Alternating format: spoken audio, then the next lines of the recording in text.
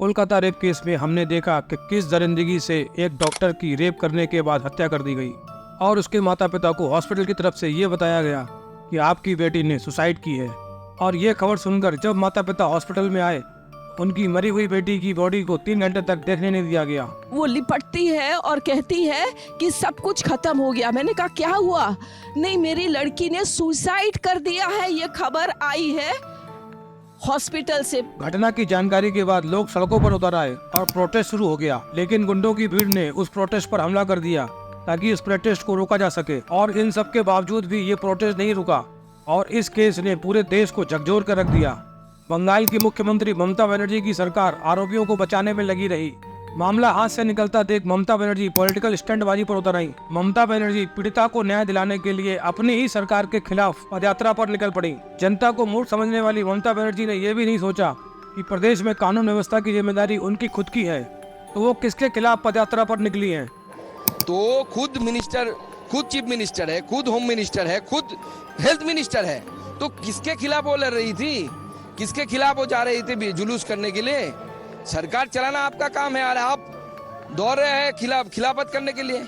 बंगाल में कानून व्यवस्था संभालने की जिम्मेदारी क्या मोदी जी की है?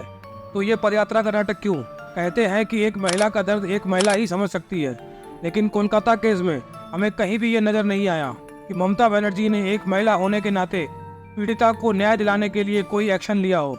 जनता के आक्रोश के दबाव में आरजीकर मेडिकल कॉलेज के प्रिंसिपल संदीप घोष ने रिजाइन कर दिया, लेकिन ममता बनर्जी ने कुछ ही घंटों में उनको दूसरे कॉलेज में नौकरी दे दी।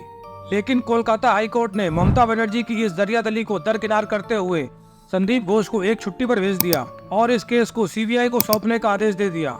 सीबीआई को केस सौंपने से पहले कोलकाता पुलिस इस केस में संजय रॉय नाम के एक आदमी को गिरफ्तार कर चुकी थी। संजय रॉय का पूरा बायोडाटा हर चैनल पर मौजूद है।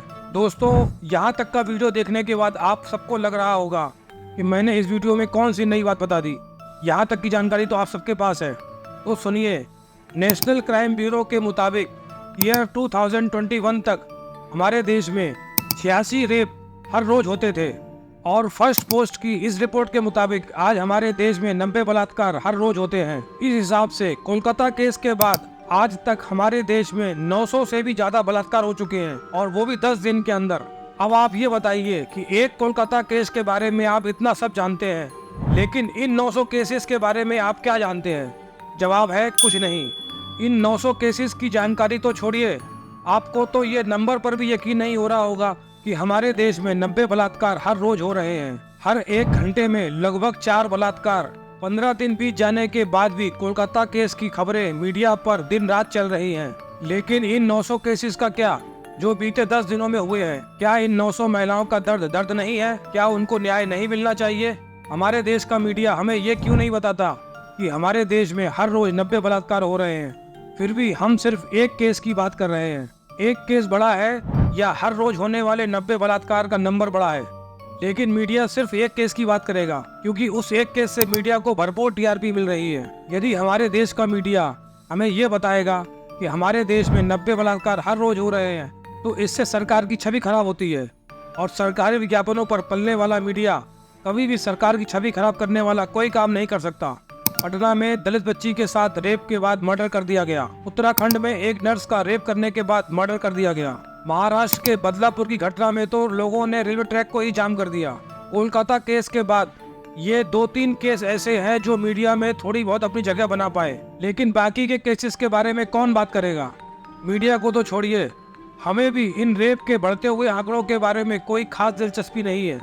सोशल मीडिया के इस दौर में हर कोई ट्रेंडिंग टॉपिक पर ही बात करना चाहता है।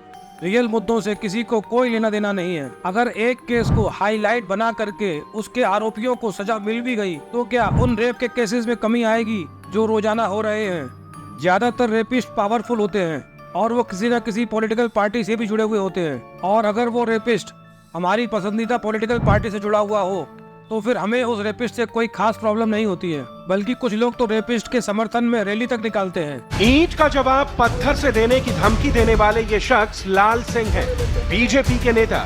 कुछ दिन पहले तक जम्मू कश्मीर सरकार में वन मंत्री थे, लेकिन कठुआ गैंग रेप और मर्डर में अपनी बयानबाजी और आरोपियों के समर्थन में हुई रैली में शामिल होने के चलते इन्हें इस्तीफा देना पड़ा। ADR की रिपोर्ट के मुताबिक 151 ऐसे MP और MLA हैं जिनके ऊपर क्राइम अगेंस्ट वुमेन का केस चल रहा है और 16 पर तो सीधा सीधा बलात्कार का ही केस चल रहा है, जिसमें उनको 10 साल या फिर उम्र कैद तक की सजा हो सकती है। बेटी पढ़ाओ बेटी बचाओ का नारा देने वाली भारतीय जनता पार्टी में 54 ऐसे MP और MLA हैं जिन पर क्राइम अगेंस्ट वुमेन का केस चल रहा है। 54 नंबर के साथ भारतीय जनता पार्टी इस पायदान में पहले नंबर पर है। वहीं कांग्रेस इस लिस्ट में दूसरे नंबर पर है। कांग्रेस में क्राइम अगेंस्ट वुमेन के आरोप वाले 23 ऐसे MP और MLA हैं। इस लिस्ट में तीसरे स्थान पर बीजेपी की सहयोगी पार्टी TDP है, जिसके समर्थन से केंद्र की सरकार चल रही है। TDP में 17 ऐसे MP और MLA हैं जिन पर महिला उत्पीड़न का मामला दर्ज है। दोस्तों, इन 151 MP और MLA को कौन जिताकर संसद में भेजता है? आप और हम। इन सबको आप और हम ही संसद में भेजते हैं। अब आप अपने आप से पूछिए कि यदि इन 151 MP और MLA के क्षेत्र में इस तरह की कोई भी घटना हो और घटना करने वाला आरोपी इनके संपर्क का हो, तो क्या ये उस आरोपी को बचाने का प्रयास करेंगे या नहीं? हमारी आस्था एक पार्टी विशेष में इतनी हो जाती है कि हम सही और गलत का फर्क ही मिटा देते हैं। इस मामले में हर पार्टी का नजरिया एक ही है। हमारे देश में सबसे लोकप्रिय नेता मोदी जी हैं। बेटी बचाओ और बेटी पढ़ाओ का नारा मोदी जी ने ही देश को दिया था कि बेटी बचाओ बेटी पढ़ाओ अभियान। प्रधानमंत्री नरेंद्र मोदी ने बेटी बचाओ बेटी पढ़ाओ जो उनकी सरकार का नारा है उसको बुलंद करते नजर आ रहे थे, लेकिन इस पूरे मामले पर जब बेटी बचाओ बेटी पढ़ाओ का मामला था तो उस पूरे मामले पर बेटी बचाओ और बेटी पटाओ निकल जाता है। हालांकि वो पढ़ाओ बोलने की कोशिश कर रहे थे, लेकिन बेटियां कैसे बचेंगी मोदी जी, जब बेटियों पर उत्पीड़न करने वाले 54 MLA और MP आप ही की पार्टी में हैं। और ये तो वो नंबर है जो जीत कर सरकार में आए हैं। ना जाने ऐसे कितने लोग होंगे जो कार्यकर्ता के तौर पर काम कर रहे हैं, जिनके बारे में लोगों को पता भी नहीं होगा। मोदी जी की भक्ति में लीन कुछ अंधभक्तों को लग रहा होगा कि मोदी जी को क्या पता इन 54 MP और MLA के ऊपर किस तरह का केस दर्ज है। तो मैं उनको ये बता दूं कि चुनाव आयोग के अनुसार चुनाव लड़ने वाले हर कैंडिडेट को अपने ऊपर चल रहे सभी तरह के मुकदमों का ब्यौरा सार्वजनिक करना पड़ता है, जिसकी जानकारी बच्चे बच्चे को हो जाती है। तो मोदी जी तो फिर भी देश के प्रधानमंत्री हैं, उनको तो देश दुनिया की सब खबर है। एक अकेला सब पे भारी और 56 इनकी छाती वाले मोदी जी क्या बिना ऐसे लोगों को टिकट दिए हुए चुनाव नहीं जीत सकते, जिन पर महिलाओं के खिलाफ उत्पीड़न के मामले दर्ज हों? गुजरात में बिल्किस बानो के बलात्कारियों की सजा सिर्फ इसलिए माफ कर दी जाती है क्योंकि राज्य में चुनाव आने वाले हैं। और हैरान करने वाली बात यह है कि इन बलात्कारियों के जेल से निकलने पर इनको माला पहनाकर और मिठाई खिलाकर इनका स्वागत भी किया जाता है। बिल्किस बानो का गैंग रेप, ये सबको पता है, 2000 के आसपास उसकी बेटी को मार दिया गया है, 7 शायद और लोगों को मार दिया गया है, उसकी फैमिली के 14 लोगों को। So gang rape with mass murder. इस केस को गुजरात में चला नहीं पाई सरकार, वहाँ एटमॉस्फेयर खराब था, महाराष्ट्र में चलाया गया। इसमें 11 लोगों को आजीवन कारावास हुई। पिछले साल ये सुनने में आया उनको माफ कर दिया गया, जितनी सजा भुगती और उनको छोड़ दिया गया। वो आरोपी बाहर निकल रहे हैं जेल से, तो उनको हार पहनाए जा रहे हैं। बलात्कारियों के बारे में एक आम राय ये है कि उनको सरेआम फांसी पर लटका देना चाहिए। वहीं बलात्कारियों की सजा इसलिए माफ कर दी जाती है क्योंकि चुनाव में माहौल बनाना है। उस समय हमारा गुस्सा कहाँ चला जाता है। रेप और मर्डर के केस में सजा काट रहे बाबा राम रहीम को बार बार पैरोल मिल जाती है। 2022 में 62 दिन की पैरोल, 2023 में 91 दिन की पैरोल और 2024 में अब तक 71 दिन की पैरोल मिल चुकी है। जब हरियाणा में चुनावी माहौल तैयार करना होता है, बाबा पैरोल पर बाहर आ जाते हैं। बार बार इस बलात्कारी और हत्यारे बाबा को जेल से छुट्टी दे दी जाती है। उस समय हमारा गुस्सा कहाँ चला जाता है। उस समय हमें गुस्सा इसलिए नहीं आता क्योंकि हमारे पर्सनल इंटरेस्ट कुछ और होते हैं। बिल्किस बानो का केस गुजरात का है, इसलिए राहुल गांधी बिल्किस बानो पर अपनी आवाज़ उठाएंगे, लेकिन कोलकाता केस में शांति बनाए रखेंगे। वहीं बीजेपी कोलकाता केस में बंगाल की मुख्यमंत्री ममता बनर्जी से इस्तीफा मांगेगी, लेकिन महाराष्ट्र के बदलापुर पर खामोश रहेगी। ये पार्टियां बलात्कार जैसे घिनौने मुद्दे पर भी सिर्फ राजनीति ही करती हैं। आप किसी भी पार्टी का सपोर्ट करो, वो अलग बात है, लेकिन अगर बलात्कारियों का बचाव करने वाली पार्टियों का आप विरोध नहीं कर सकते तो कैसे रुकेंगे रोजाना होने वाले ये 90 बलात्कार। कि क्या यूपी में न्याय का तराजू टूट चुका है कि बलात्कारियों को बचाने के लिए और कितना गिरेगी उत्तर प्रदेश की सरकार।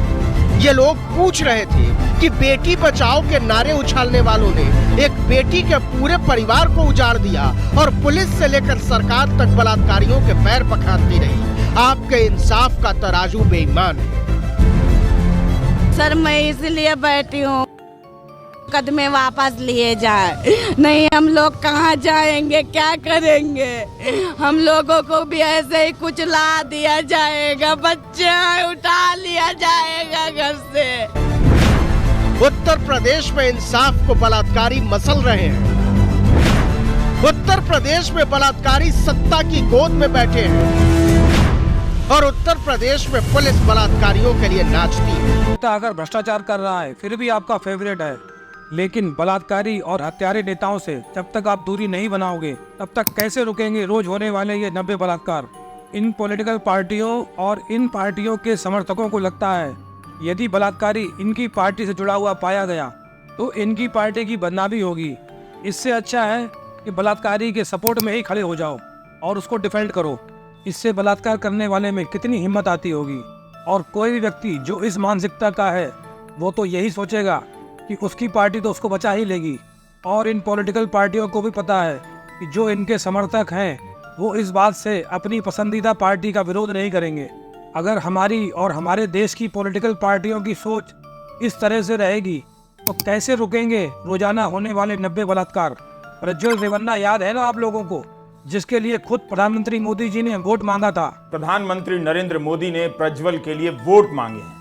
हम इस वीडियो में आगे बताएंगे कि राज्य की पूरी बीजेपी को पता था कि प्रज्वल का क्या रिकॉर्ड है। इसके हजारों वीडियो हैं, फिर भी बीजेपी के नेतृत्व ने अपने कार्यकर्ताओं को मजबूर किया कि वे प्रज्वल को जिताने के लिए प्रचार करें।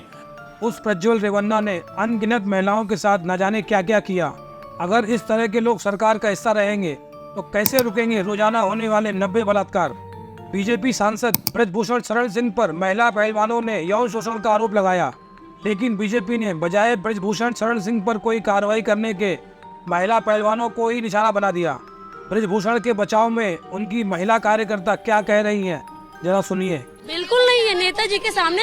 क्या ये बताइए, महिला पहलवान जो हैं उनसे क्या हम लोग बेकार हैं? कहने की बात तो ये है, क्या बुरे हैं? क्या हम लोग को आधी रात पिछलारा बुला नहीं सकते? हम कुछ भी उनके ऊपर खिलाफत नहीं कर सकते हैं? क्या हमें कहीं बुला नहीं सकते थे, अलग नहीं बुला सकते? क्या हमारे साथ वो कुछ यौन शोषण नहीं कर सकते थे? लेकिन हमारे साथ उन्होंने नहीं किया तो वो कैसे कह रही है? इस महिला कार्यकर्ता का कहना है कि वो महिला पहलवानों से कम है क्या, उसको भी नेताजी बुला सकते थे, लेकिन नेताजी ने तो उस महिला कार्यकर्ता को नहीं बुलाया।